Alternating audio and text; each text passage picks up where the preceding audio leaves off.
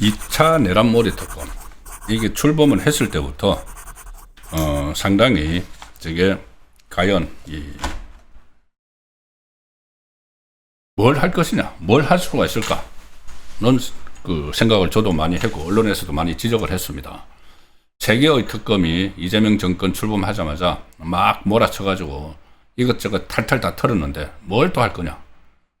그러니까 실제로 2차 내란몰이 특검 출범하고 나서 하는 일 없이 하다가 갑자기 최근에 이 사람 저 사람들 막 구속 시킨다고 막 영장 막 치고 하고 있죠. 영장이 얼마나 발부될지도 봐야 되는데, 특히 아마 기억나실 겁니다. 2차 내란몰이 특검의 특검보, 여성 특검보 김지미였던가 이름이, 여성 특검보 한 사람이 김어준 프로에 나가가지고, 김어준하고 대담한 것은 아니지만 김어준 방송에 나가가지고 그런 이야기를 했죠. 윤석열 전 대통령 언제쯤 2차 내란몰이 특검에서 소환할지에 대해서 그 특검보가 지금 빌드업 중이다. 곧 국민들에게 원하시는 모습을 보여드릴 수 있다. 그런 이야기를 해서 이거 뭐야 이거. 국민이 원하시는 모습, 어떤 국민을 이야기하는 거야. 윤석열 전 대통령 소환해서 포트라인에 세우는 것을. 그리고 그러면은 빌드업 중이면은 지금 목표를 정해놓고 하는 것 아니야 이거는. 그런 비판이 나왔었죠. 그런데 아니나 다를까 지금 윤석열 전 대통령을 2차 내란몰이 특검에서 소환을 합니다. 데일리한 기사로 보여드리겠습니다. 이 종합특검이란 것이 소위 2차 내란몰이 특검인데, 계엄 정당한 메시지 의혹 윤석열 전 대통령 내달 6일 피의자 소환. 일단 6월 6일 날 6.3 지방선거 끝나고 사흘 후네요. 피의자 소환을 한다는 겁니다. 그런데 계엄 정당한 메시지 의혹, 이게 뭐냐. 최근에 이거 틀다가 윤석열 당시 대통령이 계엄의 정당성을 우방국들에게 이제 알리기 위해서 안보실을 통해서 국정원 그리고 외교부에 문건을 줬다. 문건을 줘서 그것을 우방국에 알려라. 자, 그런 내용을 2차 내란몰이 특검이 조사를 압수수색해서 그 문건을 확보를 했다고 하죠. 비상계엄 해제 직후 2024년 12월 4일 오전에 국가안보실이 국정원에 미국 등 우방 국가의 비상계엄의 배경을 설명하라는 요청을 했고, 한글로 쓰여진 대외 설명 자료를 전달을 했다. 지금 그거 이제 조사하겠다는 겁니다. 그리고 이 자료에는 윤석열 전 대통령은 헌법에 따라 비상계엄을 선포하고 해제했다. 헌법의 테두리 안에서 정치적 시위를 한 것이다. 이런 취지의 내용이 담겨 있습니다. 자,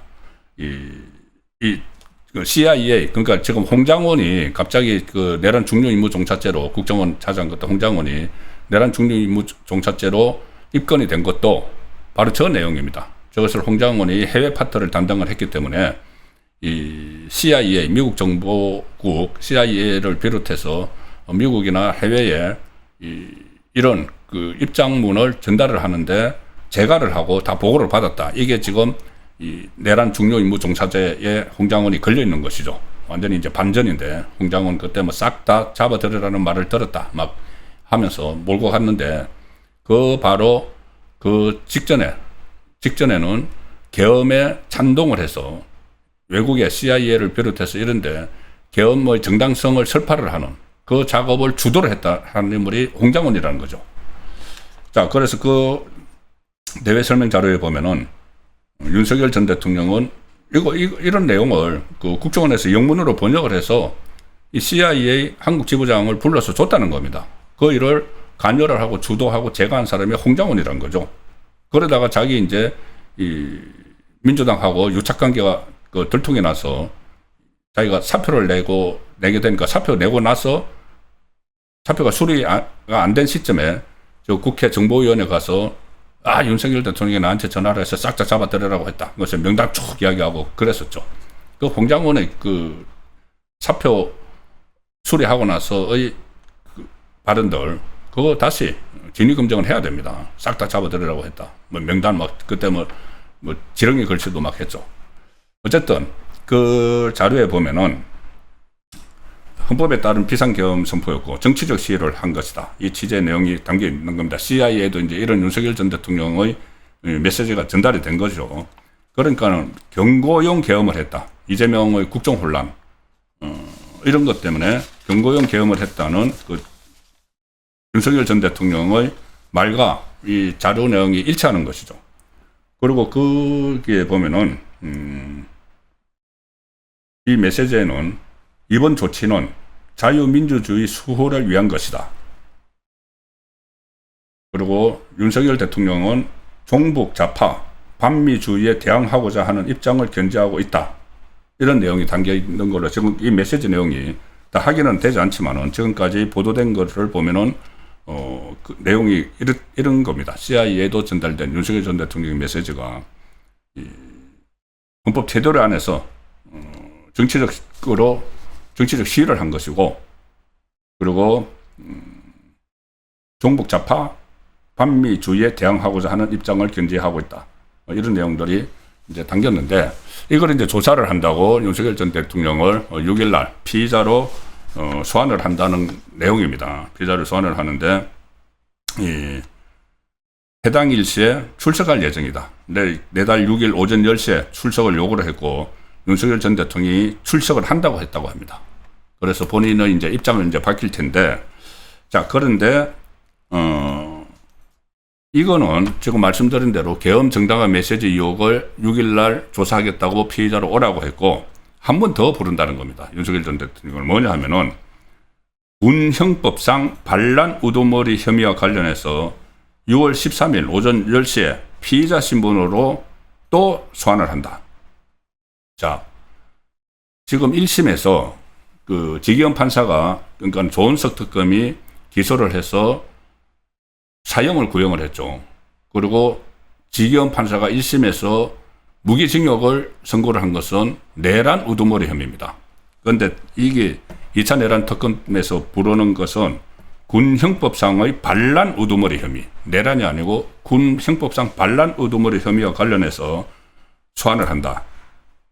이 내란머리 특검은 윤석열 전 대통령이 김용현 전 국방부 장관, 박안수 전 육군 참모총장, 각종건 전 육군 특수전 사령관과 공모해서 병기를 휴대한 군인들을 국회와 중앙선관위에 보내 무력화 시도를 한 혐의가 있다. 그런데 군형법상 반란 혐의는 군인들이 무기를 갖고 국가기관에 반항하는 경우 성립을 하죠. 각종군도 지금 반란 혐의로 입건이 됐죠. 그런데 군인과 공모를 해 범행한 비군인 신분도 처벌할 수 있다. 이 조항을 가지고 윤석열 전 대통령을 군형법상 반란 우두머리 혐의로 기소를 하려고 준비를 하고 있는 겁니다. 그런데 반란 우두머리죄는 법정에서 받아들이면 법정형이 사형뿐입니다. 내란 우두머리는 무기징역 아니면 사형이죠. 그런데 이 반란, 군형법상 반란 우두머리는 무조건 사형밖에 없다. 유죄가 되면은. 그래서 이 혐의로 재판에 넘겨져서 유죄를 선고받을 경우 윤석열 전 대통령의 형이 가중될 가능성이 있다. 가중되면 지금 1심에서 이 무기징역이니까 사형이겠죠. 자, 그래서 이거 항소심, 1심, 항소심도 앞두고 있는데, 이것을 2차 내란몰이니까 뭔가 1차 내란몰이와는 다른 거를 또 만들어내야 되니까, 그렇게 하려고 또 그 수많은 혈세 들여가지고 그 많은 사람들이 활동을 하다가 별거 없이 다 이게 활동 시한이 종료되니까 다시 30일 또 연장했죠. 끝나면 또 30일 할 겁니다. 윤석열 전 대통령 쪽은 반란 우두머리죄의 구성 요건이 이미 재판 중인 내란 우두머리죄에 포섭된다. 그 안에 포함된다. 그래서 이건 이중 기수다. 이렇게 반발을 하고 있습니다. 그런데 어쨌든 이 2차 내란몰이 특검의 최종 목표가 1차 내란몰이 특검이 하지 못했던 사형 선고를 받아내는 거다. 이게 거의 명확해지는 상황이죠. 정말 이 내란몰이 어디까지 지금 끌고 갈지, 내란몰이로 끌고 가다가 이재명의 조작 기소몰이로 또 방향 전환을 했는데 이게 역풍을 맞으니까 다시 또 내란머리로 선회를 하는 그 상황입니다. 네, 그 상황에서 이제 6.3 지방선거가 본격적인 선거운동을 오늘부터 시작을 했습니다. 이번 선거에서 정말 투표장에 많이 나가서 가지고 이 지방선거는 사실상 조직선거입니다. 이 전체 그 투표율이 지방선거 지난번 같은 경우에 한 50%밖에 안 됩니다. 투표율 50%밖에 안 되니까 투표장에 어느 진영에서 많이 나가는지가 완전히 결정을 합니다. 그 승부를 가르게 되는 것이죠. 그러니까 가령 제가 몇 차례 이제 말씀드리다시피 그 지역에 지금 해당 지역에 거주하시는 곳의 국민의힘 후보가 좀 마음에 안 든다. 뭐 가령 뭐 오세훈 서울시에 있는 오세훈은 별로 마음에 안 든다. 박형준 부산에 별로 마음에 안 든다. 뭐 대구 추경호가 별로 나는 마음에 안 들어. 차라리 이준석이 나왔으면 좋아할 것을. 이렇게 생각하시는 분들도 일단 투표장에 가서 국민의힘 후보를 찍어야 됩니다. 투표장 지금 투표 용지 7개, 재보궐선거가 있으면 8개가 있죠. 그러면은 뭐 서울시장뿐이 아니고 만약에 서울이라면은 제가 살고 있는 여기 기준으로 말씀드리면은 서울시장, 서울시 교육감, 그 다음에 마포 구청장, 그 다음에 서울시 의원, 마포구 의원, 그 다음에 비례대표, 그리고 또 만약에 국회의원 선거가 있으면 그쪽 하면은 이 투표에 일단 참여를 하셔야지, 투표에 참여를 하셔야지